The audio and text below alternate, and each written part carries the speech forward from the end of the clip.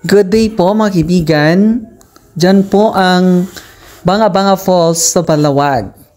So, ayan yung mga kaibigan natin, kapamilya, o mga co-workers.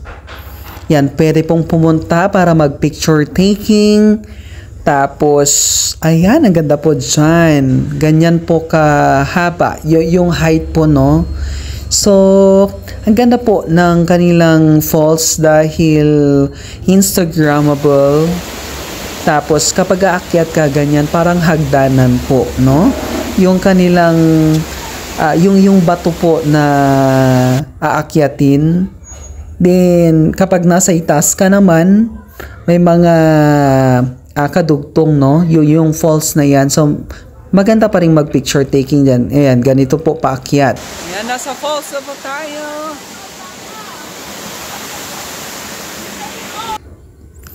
Actually, hindi po madali dahil yung falls ay bubungad naman yung mga malalaking bato sa'yo.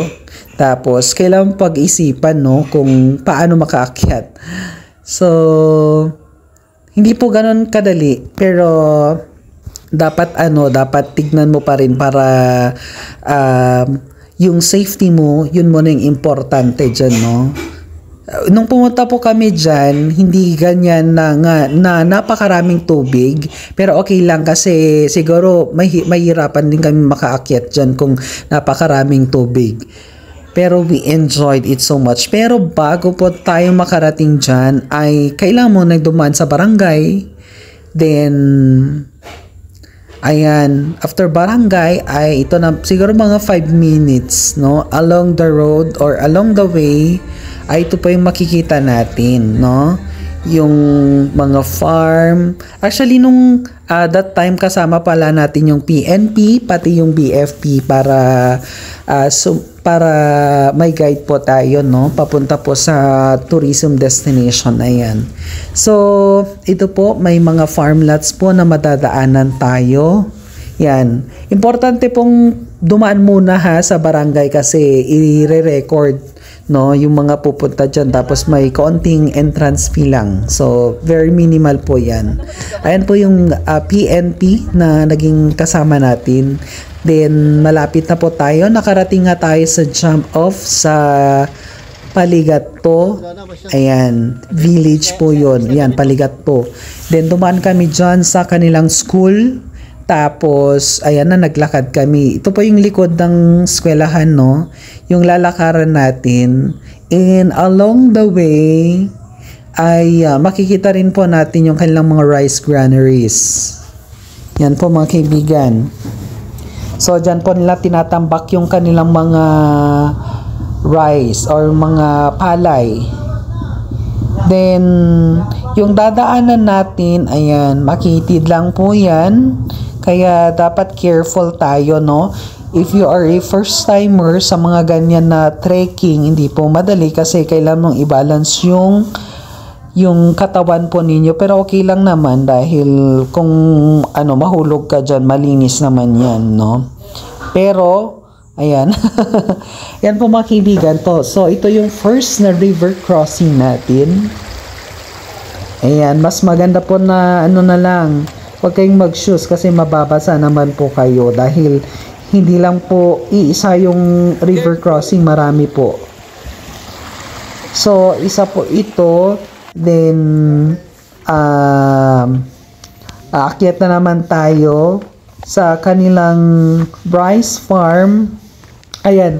So, I need to remind yung mga aakyat dyan na hindi po madali dahil mag-prepare po kayo about 2 to 3 hours po yung lakaran. Pero, bubungad naman sa inyo yung greenery po. Masaya po yung paglalakbay dyan dahil nga ma-feel ninyo yung environment. Tapos may mga vegetables pa. Ayan, nagpahinga muna si ate. Tapos tuloy na naman po tayo. Pero, ayan, pakita ko lang po yung aking itsura. Wala akong cap during that time. So, ito po.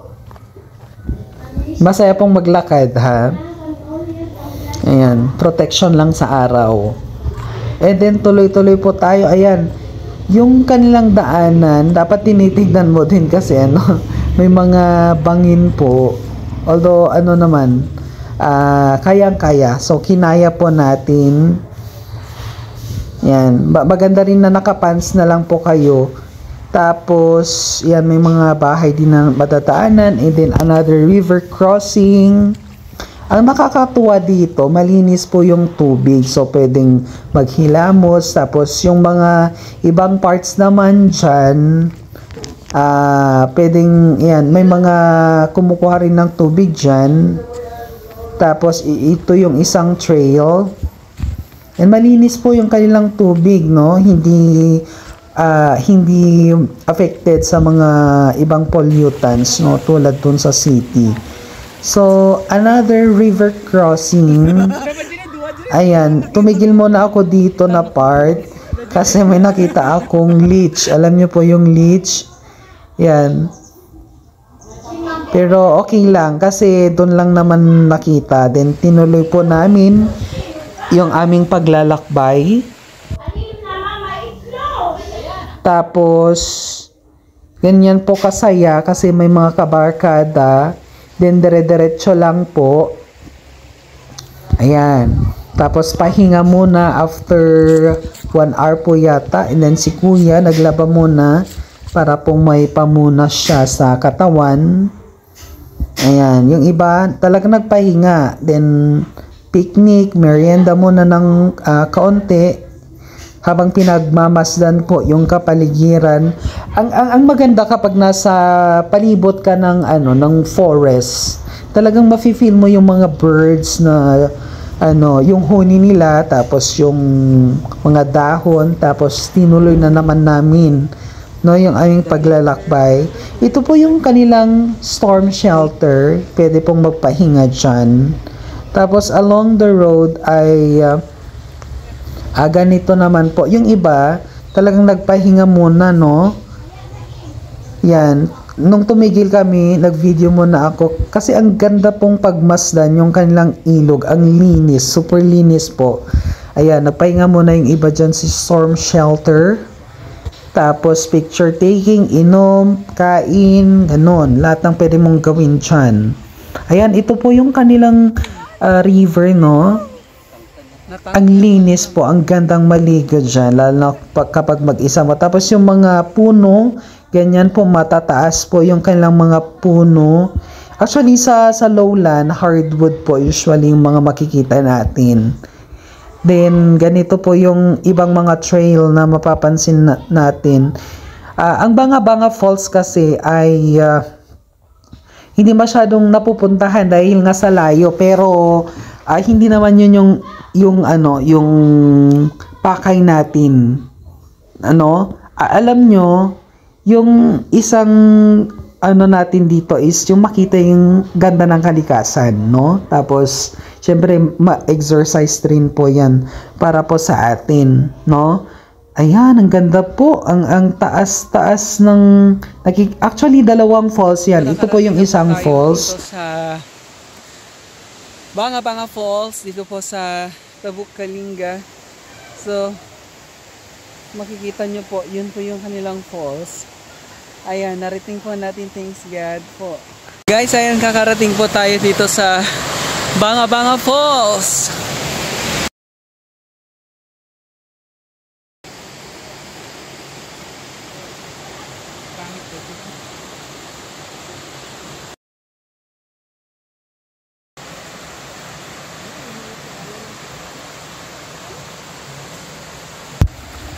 Kapag nandyan ka nga sa falls, ay mafe-feel mo talaga, no?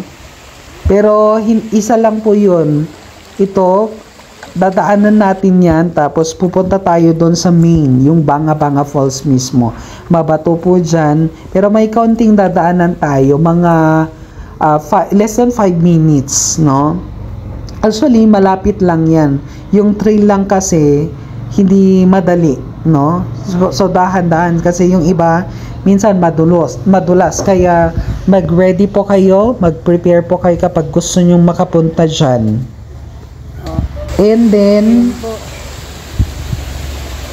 dyan din po ay maganda no na prepared po kayo. Tapos ayan, lapit na po tayo.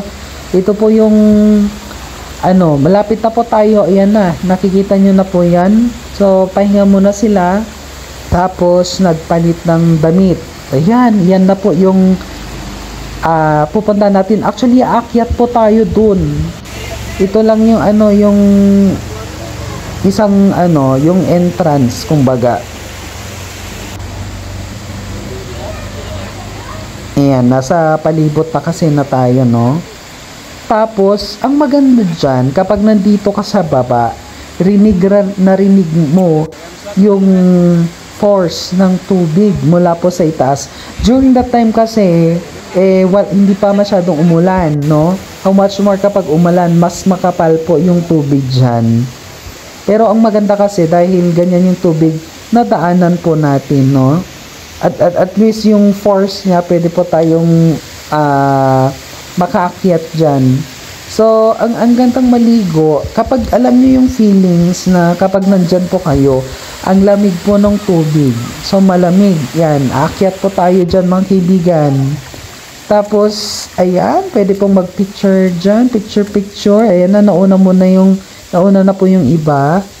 Tapos, kapag nandyan ka, ang gandang magtampisaw po dyan kasi malamig. Malamig po yung tubig. Tapos kapag nandyan ka, syempre, akyat-akyat, nandito na kami sa taas.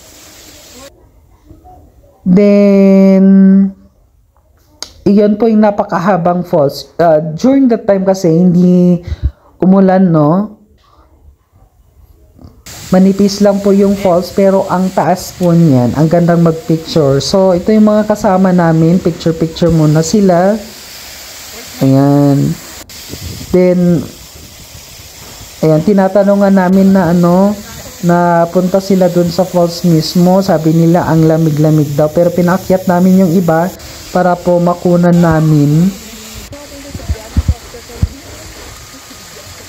Ayan. So, sabi ko, mas maganda kung nakahubad sila, no? Diba? Naka-topless. Mas maganda sa picture. Kasi kapag ganyan na nakasanlo, walang view. Ayun, kapag nasa taas ka, ito po yung makikita ninyo.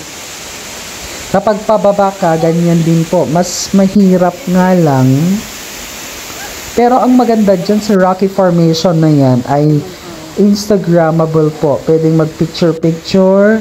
Ayan, ganito po pababa. Kapag aakyat ka, ganyan din po. Maganda po yung mag-picture sa Rocky Formation. Ayan. Actually, that time, tapos na yung picture taking. Then alis na po kami yan. Salamat po sa PNP Tabuk at BFP Tabuk dahil tumulong po sila dun sa journey namin patungo sa Banga Falls. So, ayan po yung aming memories. Ang saya po na nakakapagod pero worth it naman po yung aming travel destination. Dahil super na nag-enjoy ang karamihan. Kahit alam mo yung pagod na pagod ka sa biyahe, pero ang saya-saya mo naman. So, duman ulit kami sa kanilang Rice Granaries. Yan lang po. Maraming salamat and hope na mapuntahan nyo po yung Banga Falls sa inyong next destination.